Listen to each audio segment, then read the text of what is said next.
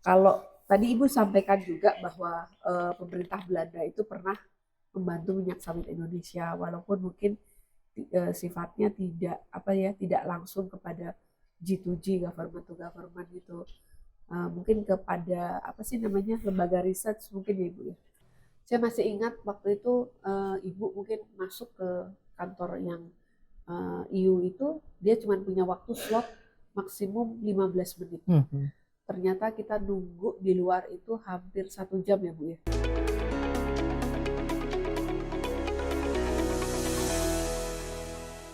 Oke, kelanjutan dari episode berikutnya yaitu mengenai kunjungan tahap 2.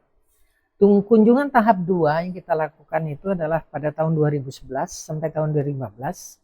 Itu meliputi beberapa negara, tapi di sini ikut juga kepada tim kita adalah Kementerian Perindustrian ya.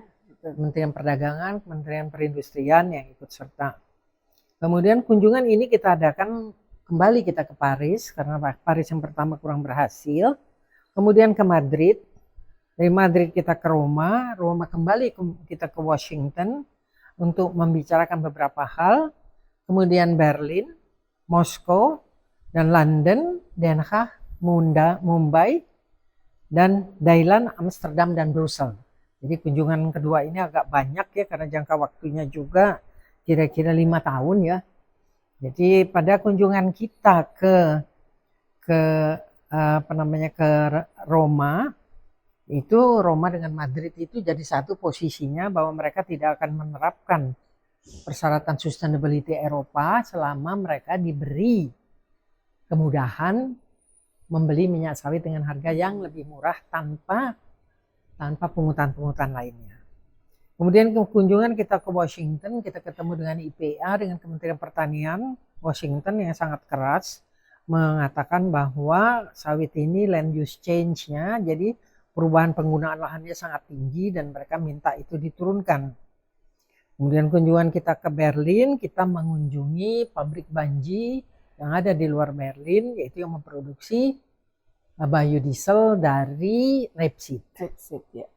Kemudian kita mengunjungi juga Amsterdam, kita mengunjungi Neste, pabrik biodiesel yang milik Finland yang berada di Rotterdam. Kemudian kita kita kembali ke London untuk ketemu beberapa NGO dan beberapa wakil pemerintah. Di Den Haag kita mengadakan seminar dan bertemu dengan beberapa wakil dari pemerintah. Sedangkan waktu kita mengunjungi Mumbai itu kita mengunjungi pabrik Godrej. Godrej juga memproduksi biodiesel, memproduksi glycerol, memproduksi bahan-bahan sawit yang bisa dibuat alkohol. Kemudian juga dia memproduksi barang-barang yang ternyata juga beredar di Indonesia. Banyak ya. Ya banyak ya Bu ya. Tisu itu, HIT, sabun ya. Dan kemarin waktu COVID itu banyak sekali produk-produk desinfektan bikinan Godrej ya Bu ya. Iya. Jadi Godrej pun sebetulnya sudah masuk ke pasar Indonesia. Dan pada kunjungan kita ke Thailand ini terkenal sekali karena dia punya bursa komoditi. Jadi kita mengadakan seminar yang mengundang orang dari bursa komoditi. Dan kebetulan juga karena dia dekat sekali dengan Rusia, dengan Vladivostok, banyak pengusaha-pengusaha yang bisa berbahasa Rusia dan datang ke Thailand. Kemudian kunjungan kita ditutup dengan kunjungan kita ke Brussels, di mana di Brussels kami dengan anggota tim bertemu dengan perwakilan dari Dirjen Renewable Energy. Nah, saya membicarakan bagaimana pengakuan standar ISPO yang minta diakui oleh EU melalui sistem pengakuan, yaitu mutual recognition. Nah, mereka kemudian mengatakan bahwa mereka akan memberi masukan setelah kita kasih semua kopi dari standar yang kita punya. Nah, waktu itu saya sampaikan karena standar 2015 yang kita buat sebetulnya sudah termasuk standar biodiesel dari palm oil. Nah, saya sampaikan kepada mereka supaya dipelajari, mereka berjanji untuk mempelajarinya dan betul-betul kemudian mereka menjawab. Jadi sebetulnya kunjungan yang terakhir ini banyak sekali manfaatnya sebagai masukan. Seperti kita ketahui, pembicaraan kita di Berlin, mereka semuanya juga tetap menginginkan supaya kita menerapkan standar Eropa dan menerapkan greenhouse gas emission. Pada kunjungan ini kita juga membahas beberapa bantuan, antara lain bantuan yang diberikan oleh pemerintah Belanda melalui kedutaan. Bantuan itu berupa penelitian bahwa pernah kelapa sawit Indonesia CPO yang diekspor melalui Rotterdam itu terkotori oleh oli. Nah, kemudian kita diberi uang untuk melakukan penelitian itu, dan ternyata yang akhir-akhir ini sudah tidak pernah ada pengotoran yang demikian itu. Kemudian juga mereka memberi bantuan untuk mendidik petani untuk memproduksi palm oil yang sustainable, dan juga memberi bantuan yang cukup besar untuk melatih petani supaya tidak membakar hutan. Ya. Sedangkan Jerman mereka memberikan bantuan juga melalui Komisi ISPO waktu itu, yaitu untuk mendidik para petani menerapkan sistem yang sustainable. Sebetulnya negara-negara ini banyak sekali memberi bantuan kepada Indonesia, tetapi tidak melalui pemerintah, pada umumnya melalui NGO. Sehingga waktu kita negosiasi terakhir, EU mengklaim seakan-akan EU telah memberi Indonesia bantuan billion euro, tetapi Indonesia kok tidak mau, diberi peraturan sedikit saja kok tidak mau gitu ya. Padahal bantuan itu setelah kita pelajari, pada umumnya bantuan itu diberikan kepada NGO. Dan yang paling setelah diberi bantuan, maka NGO harus melaporkan kejadian apa yang terjadi di negara ini. Sehingga sebelum kita tahu apa yang dilaporkan oleh mereka, ya kita sendiri mereka sudah tahu duluan. Itulah kejadiannya ya. Jadi bantuan itu bukannya hanya sekedar bantuan untuk supaya kita kelihatan berhasil, tetapi sepertinya ya ada tujuan lain, ada hidden agenda ya. Itu ya tidak menuduh atau apa, tetapi sepertinya kejadian seperti itu. Ya. Barangkali Ibu Pinka ada ingat dari kunjungan kita ini apa-apa saja yang kita anggap cukup penting waktu itu ya? Iya. Kalau tidak salah, waktu kita ke Spanyol dengan ada komitmen ya? Iya. Nah itu memang apakah pemerintah Spanyol tadi Ibu sampaikan juga kan, ada tuntutan-tuntutan bahwa mereka akan beli harga kalau memang harganya lebih rendah gitu kan. Nah itu Spanyol atau Italia itu pernah membahas lebih lanjut nggak Bu terhadap tuntutan mereka itu? Sebetulnya Spanyol sama Italia itu pernah datang untuk menemui kita di Kementan. Akhirnya kita bertemu sama mereka dan kita membawa beberapa pengusaha dan Kementerian Perdagangan. Tetapi pada saat itu pengusaha mengatakan bahwa mereka tidak bisa menurunkan harga karena memang pungutan itu datangnya dari pemerintah. Jadi memang kan itu sebetulnya kan pendapatan non pajak kan ya. Iya. Kemudian juga dia bilang kalau mereka harus mengurangi itu berarti mereka harus menurunkan harga. Padahal kan harga itu sudah ditentukan oleh pasar Rotterdam. Jadi gagal, sayang banget ya Bu ya. Sayang sekali gitu kan. Apalagi mereka juga yang penting harganya murah gitu kan. Iya, harganya murah. Tapi kalau tidak ada tindak lanjut ya sebetulnya mereka memberi masukan juga. Kalau umpamanya mereka bisa beli murah, mereka tidak akan menerapkan standar EU yang sulit itu gitu ya. Tapi kan tidak bisa ditukar begitu saja atau dengan harga dengan kesulitan penerapan standar. Iya. Benar, makanya sayang banget gitu kalau tidak ada follow up lebih lanjut gitu terhadap permintaan mereka.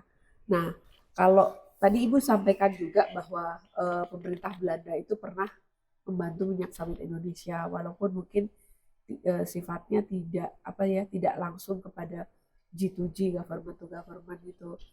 mungkin kepada apa sih namanya lembaga riset mungkin ya Ibu ya.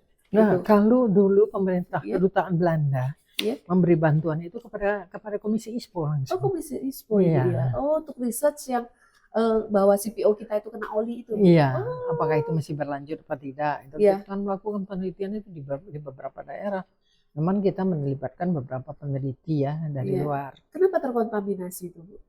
Kelihatannya sih mungkin waktu ini ya, waktu membawa dari pabrik Ke port gitu ya. iya, ke apa Iya. namanya, ke tangki, Ke tangki ke ya. tangki penyimpanan, mungkin di situ. Kita juga pernah ya Bu kunjungan ke Port Amsterdam, Rotterdam. Ya, Bu? Rotterdam ya. Iya, ya kita datang diterima langsung sama otoritas apa pelabuhannya ya Bu ya. Iya. Waktu itu, iya, iya. Dan kita ingat nggak kita dipertemukan kepada 21 ya Iya. perusahaan yang beroperasi di Amsterdam, di Rotterdam, Di Rotterdam. yang menentukan harga tiap Iya. jam 10 sampai jam 4 sore. Iya, betul. Saya masih Ya. ingat juga waktu itu. Iya. Itu Rotterdam itu waktu itu kunjungan kita field trip ya Ibu ya. Ya, Itu field ya, trip, field ya. trip. Ya. Dan memang penting juga Bu. Saya nggak tahu apakah pemerintah Indonesia masih melakukan hal yang sama ya Bu ya. Bahwa dilihatnya kan kalau di sini kita lihatnya wow jalan-jalan keliling dunia gitu kan. Tapi di situ ada misi yang memang seharusnya tetap tidak berhenti itu loh Bu. Karena Ya. memang kegiatan seperti ini kan tidak ada hasilnya yang instan. Tapi mungkin perlu waktu juga gitu. Jadi hasilnya baru mungkin terlihatnya sekarang gitu kan. Kita bisa membuat ISPO walaupun ya dengan segala macam kekurangannya Ibu ya. Tapi itu akhirnya terwujud, Indonesia punya standar sendiri. Gitu. Memang sebetulnya kunjungan begini harusnya dilakukan rutin ya. Iya. Karena perkembangan permintaan dan perkembangan kebutuhan industri Iya. itu kan berkembang terus Iya, ya. betul. Jadi kalau kita bisa dialog, bicara dengan mereka maunya apa, bagaimana mengatasinya, begitu kan ya. Dan kita tahu umpamanya apakah kita ini didiskriminasikan apa tidak gitu Iya. ya. Umpamanya kenapa kalau minyak sawit itu harus ekspornya melalui mekanisme segregasi atau masbalan, sedangkan umpamanya rapeseed tidak perlu gitu ya. Iya. Kan kita bisa lihat di lapangan. Saya kebetulan pernah dibiayai oleh kedutaan Jerman untuk keliling Jerman untuk melihat perkembangan penggunaan biodiesel. Ternyata di satu daerah minyak rapeseed itu dipompa langsung loh, tidak diproses jadi apa-apa, dipompa langsung ke dalam tangki dari suatu truk besar, ya?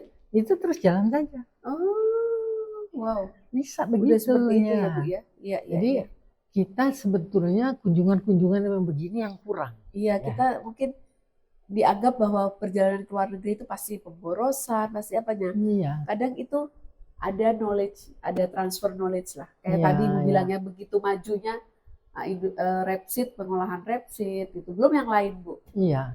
Kita jadi tahu juga. Ya. Kita itu sebetulnya harusnya dapat hasil kan Iya. ya. Hasil itu harusnya menjadi pertimbangan kita untuk diterapkan atau tidak kan ya. Iya. Nah, kalau kita tidak pergi begitu karena kita menyusun standar kita sendiri, ya nggak ada konsumennya, nggak ada negara Iya. konsumen nggak ada gitu kan. Hanya kita sendiri pemerintah, terus entah orang yang expert apa tidak, nggak Iya. tahu lah pokoknya susun lah jadilah. Nah ini kan belum tentu diterima oleh mereka, Betul. karena mereka juga sudah punya standar sendiri. Jadi kemarin juga itu didiskusikan waktu dengan Pak Derajat. Pak Derajat bilang ISPO itu akan diterapkan kepada industri. Loh Pak, industri itu adanya di mana? Industri itu kan adanya di luar negeri. Iya. Industri kita juga ada, tetapi kan yang paling banyak pakai kan yang di luar negeri. Iya. Nah, apakah kita tahu maunya industri luar negeri itu apa? Apakah dia bisa menerima standar ISPO? Dia juga punya standar sendiri. Nah, itu yang harus kita pikirkan, yang harus kita lihat, yang harus kita teliti. Iya. Jadi jangan semuanya itu berhenti di situ saja gitu ya. Betul. Jadi, nah kemudian ini juga di Malaysia itu Malaysia membuat European Palm Oil Alliance. Iya. Yang dulu ketuanya Frans Claassen ya, kebetulan saya kenal baik sama dia. Tetapi sekarang kelihatannya kurang aktivitasnya ya, karena pembiayaan juga. sepertinya. Jadi ada organisasi yang disebut IPOA yang anggotanya Indonesia, Malaysia, dan Belanda yang sebetulnya banyak menolong kita dalam penerapan sustainability dan mengetahui demand di negeri Belanda itu apa, bagaimana. Nah ini sayangnya saya lihat kurang aktif lagi karena tadinya anggotanya MPOA dan GAPI. Tapi yang aktif MPOA ya. Jadi kelihatannya sekarang agak kurang. Dulu kita sering ya Bu ya jalan bareng dengan Malaysia ya Bu ya. Iya, dengan jalan bareng kita sama-sama promosi dengan Malaysia. Iya, pasti Malaysia bergabung di salah satu kota ya saya ingat itu. Nah. Terus yang mungkin Ibu Vinka masih ingat ya, waktu kita kunjungan ke Moskow. Iya. Ke Moskow itu kan mereka sebetulnya mereka mau membeli palm oil, tapi mereka kan rapeseed-nya, sunflower kan banyak ya. Tapi mereka mengatakan bahwa mereka masih membutuhkan palm oil. Nah, pembicaraan dengan Bapak Menteri dengan kadinnya dan wakil pemerintah setempat itu mengatakan bagaimana kalau si palm oil itu diekspornya melalui Vladivostok. Padahal kita ini kan di bawah. Kalau kita mengirimnya ke Vladivostok kan berarti ke atas dulu, baru lagi pergi ke Moskow kan. Nah itu menyebabkan ya palm oil kita kan jadi mesti dipanaskan juga selama perjalanan itu ya. Nah ini juga menjadi pertemuan kita di Dalian itu merupakan ketertarikan bagi pengusaha di Dalian. Kalau mereka bisa membeli palm oil dari Vladivostok. Tapi saya nggak tahu pembicaraan itu kelihatannya berhenti di situ saja. Itu dia masukan-masukan yang begitu kan sebetulnya bagus. Kemudian pertemuan yang menarik lagi itu adalah pertemuan di Brussel. Brussel itu selain daripada seminar, kita juga bertemu dengan para wakil dari NGO ya. Para wakil NGO itu mengatakan bahwa kami sebetulnya punya wakil yang duduk di Komisi Eropa. Jadi NGO di Eropa itu punya wakil yang duduk pada Komisi Eropa. Jadi kalau kami mengusulkan pembiayaan apa-apa itu melalui komisi. Jadi NGO kita ini kan seperti nggak ada wadahnya, kalau mereka di situ ada wadahnya. Jadi mereka kegiatannya juga jadi terkontrol. Terus kunjungan kita ke beberapa tempat di Brussel itu kan sangat menarik ya. Bicara dengan siapa namanya waktu itu? Yang kita bicara mengenai coklat dan lain-lain itu. Coklat? Iya. Di mana saya lupa itu.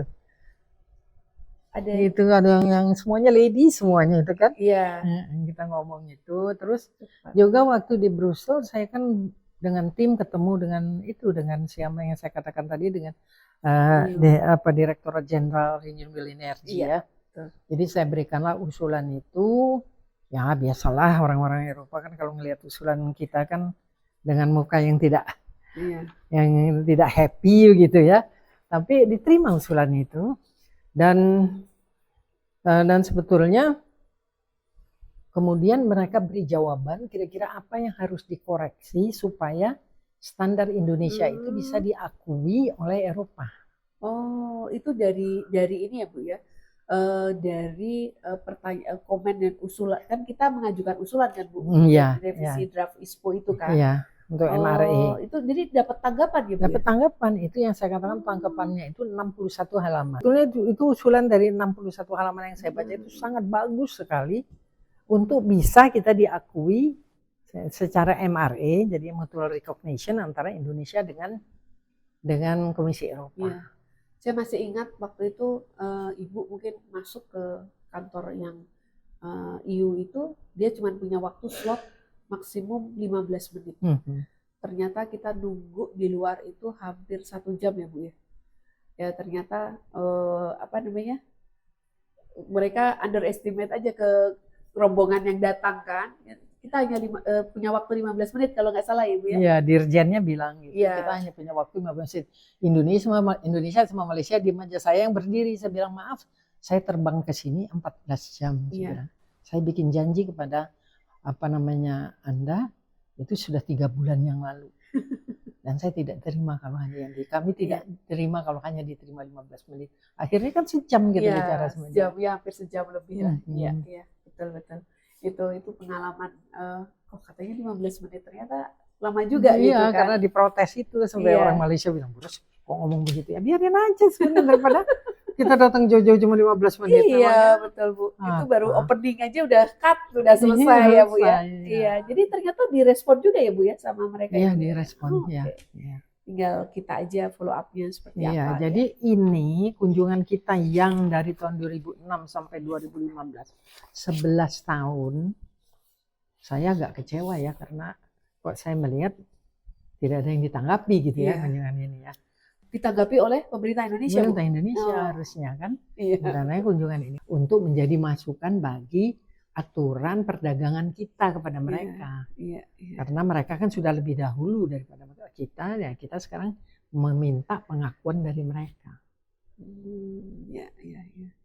Betul, jadi ada ya semoga nanti ada kelanjutannya lah positif campaign ini Bu. Iya. Itu kan dulu juga berangkat dengan kita masih ingat di Kementan tuh dengan anggaran yang memang juga tidak besar juga terbatas gitu kan, dengan tim untuk kampanyenya sudah solid lah itu yang saya masih ingat itu ya. Mungkin siapa tahu Bu nanti ada kelanjutannya lagi. Ya mudah-mudahan. Jadi begitu Ibu Vinka. Iya. Ya podcast kita hari ini mudah-mudahan ini dapat jadi masukan bagi mereka yang generasi muda. Saya ingin mengenalkan bahwa pembicaraan kita pada hari ini saya sebetulnya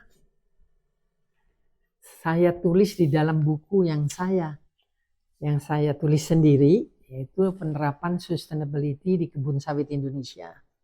Buku ini akan mulai beredar pada akhir November dan dapat menghubungi saya apabila ada yang tertarik ingin membelinya. Buku ini adalah lengkap mulai dari apa artinya sustainability, bagaimana penerapannya, permasalahan apa yang kita hadapi, bagaimana mengatasi permasalahan itu, apa fungsinya organisasi WTO dan GATT yang hubungan dengan sustainability. Jadi semua ada di dalam buku ini. Sekiranya ada yang ingin mengetahui lebih dalam, silakan nanti hubungin saya atau Ibu Vinka. Baik, ya, terima kasih. Terima kasih.